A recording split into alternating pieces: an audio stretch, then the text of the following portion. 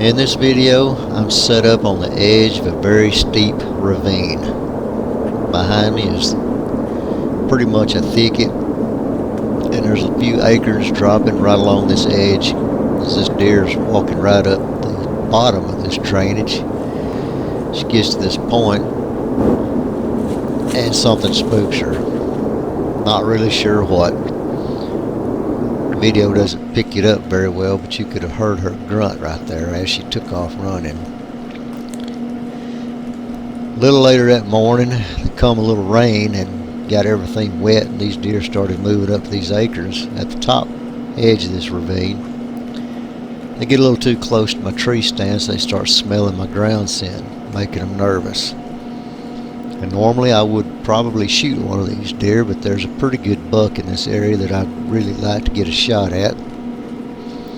And just to the left of me, about 20 yards, is a pretty sizable, heavily used scrape. And I'm thinking, well, if I can just hold off on shooting these does, it's possible after this rain that this buck may want to come out and freshen that scrape up. These does pretty much hung around my tree stand for quite a while. That's another reason that I didn't want to really shoot these deer, because if a buck does come out and they see these does and he's interested in them, he may come over there and pursue a chase. But on the other hand, if the buck's standing there and he stops long enough to notice that these does are nervous, he will obviously hold up and watch these does very intent to see what it is that's bothering them before he commits to coming out of the thicket into the open edge woods. So it's a catch-22 sometimes. Having does around your stand can be a good thing and it can be a bad thing. Depends on how nervous they are. This deer is obviously smelling where I walked. People talk about what deer smell, how far they can smell. You know, it's really not up to us to decide. I mean, we can't comprehend what a deer's nose can and can't smell. That's the truth. What we should be worried about is not how far they can smell us, but how are they going to react when they do smell us. This particular doe is dead under my tree, obviously smelling my ground scent. If I wanted to shoot this thing, I already could have.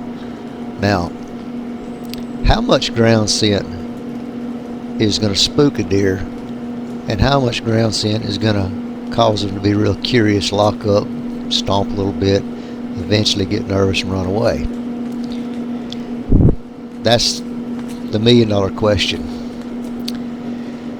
She's going to go. Later that evening, I'm set up in a different spot. This is pretty much the edge of a mountain gap, what some people call it. This really isn't a mountain, it's just a high ridge. These does are coming out of their bed area, going to work their way around this little gap, which creates a pinch point. They're going from their bed area to food. And this, I'm drawing the bow back right here. I actually stand up and draw the bow back all in one motion. But I do it very slowly, very steady, without any sudden movements, because these deer are already nervous coming around through here. I think they've done caught my wind. Obviously in the afternoons, you get close to a mountain gap like that, or a ridge gap in this case, it can create some swirling winds. When the winds hit that, it changes directions, and really it's kind of a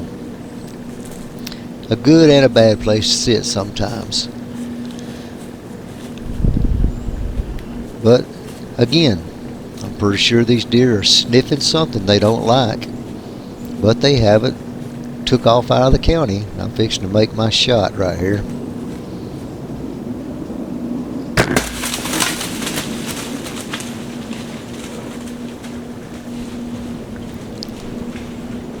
She's going to run off down through there, and this is a testimony to how tough deer are. I absolutely cannot believe this deer is doing what it's doing. with that shot. Pass-through shot. Unbelievable what this deer is running through. These cliffs and bluffs.